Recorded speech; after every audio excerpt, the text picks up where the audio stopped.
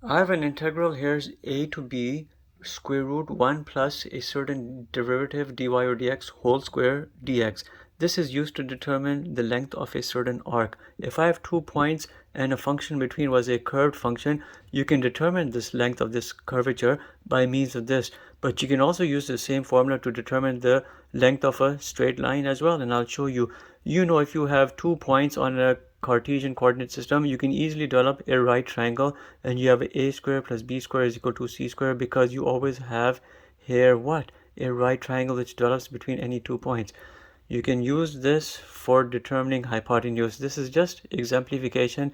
It doesn't mean you have to do this. You have easier, quicker techniques. We're just demonstrating the flexibility of this. I have here a representation which is a function y equals x. I'm going 2 across, and you know this point right here will be what? 2 comma 2, because y equals x. What are x's, y is that? You have 2 above. You have a right triangle, 2 and 2, a square plus b square is equal to c square. You know that'll be 2 roots 2. You can achieve the same outcome using that integral. You just have to know what your function is, what your limits are. Here's my lower limit, 0. My upper limit is this point right here, 2 comma 0. It'll be 2. What is my function? My function here is y equals x. What's the derivative of this function, dy or dx? The derivative of y equals x is always equal to just 1. You're going to do the square of that, which will just be a 1 square, which is a 1.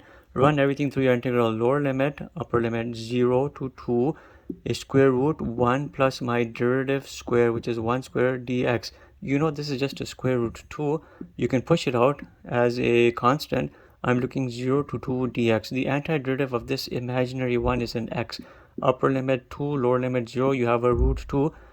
Put 2, 0, the difference of the 2. Your end result here is 2 root 2, verifying the hypotenuse. You already knew 2 root 2 using the easier a square plus b square plus c equals c square formula. You know it. Anyhow, this is not just limited solely to determination of arc lengths which are curved, but you can use it easily for straight segments.